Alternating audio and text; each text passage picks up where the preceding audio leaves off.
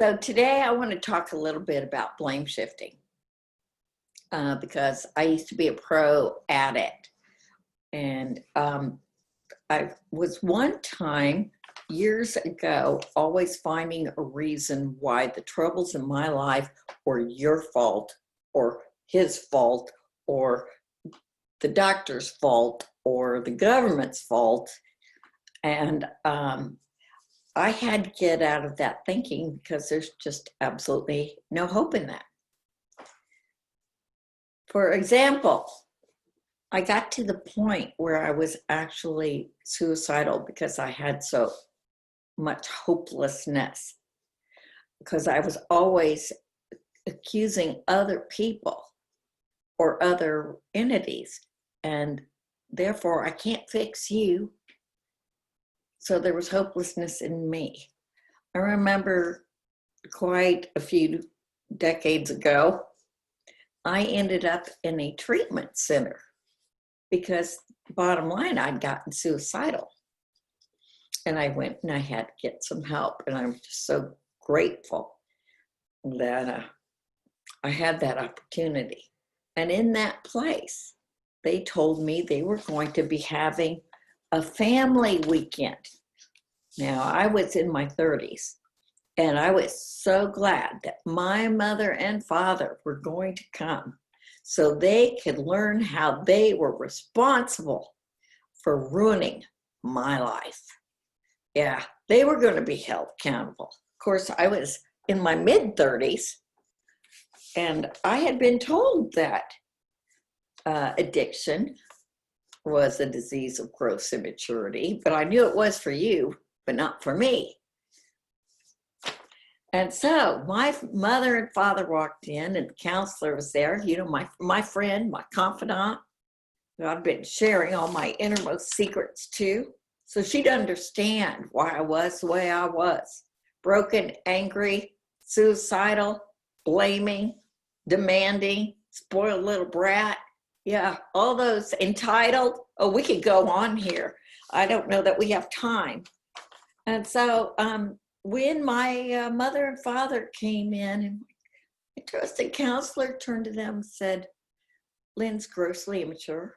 You need to shut her off. Emotionally, financially, you need to just shut the door on her. She needs to grow up. If she doesn't grow up, she is going to die. But those are her choices. You are not responsible for her. You know, you quit that responsibility when she turned maybe 12, but least of all, not when she's in her mid-30s.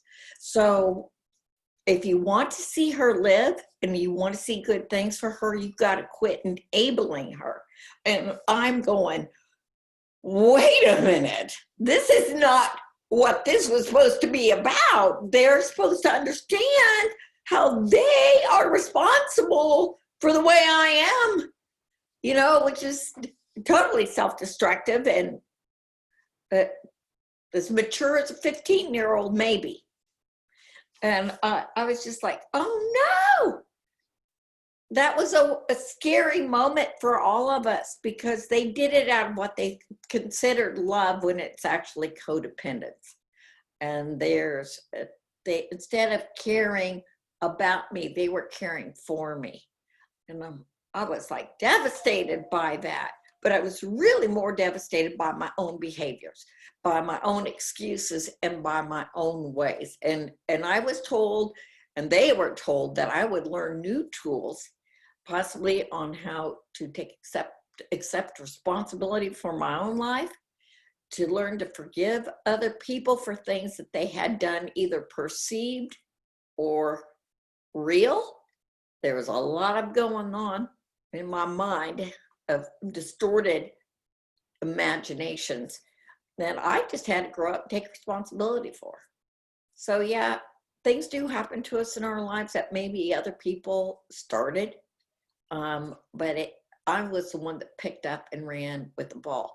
The truth is, they're not perfect, and I'm not either, but I was demanding something from them that I wasn't even demanding from myself. So it's a real warning sign when I start to blame other people for something going on in my life, that's a red flag, because it is a spiritual axiom that whenever I am disturbed, there is something wrong with me. So it's my responsibility to put on my big girl shoes and learn how to deal with my own emotions and my own problems and to grow up. So a real antidote for this that I encourage you to look in your own heart and maybe ask you the questions: who's in your life that you need to forgive? Who, from the time you can remember taking your first breath, is there in your heart that maybe you haven't let off the hook yet?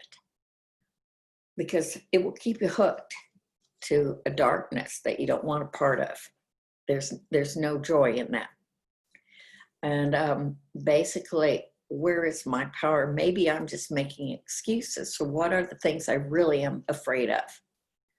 I was afraid of taking responsibility. I was afraid of being on my own. I was afraid I wouldn't be able to put a roof over my head, or I was afraid I wouldn't have love, or I was, whatever the fear is. So I encourage you to look for the antidote, which is forgiveness and accepting responsibility and any attitudes and habits of that behavior that aren't bearing good fruit.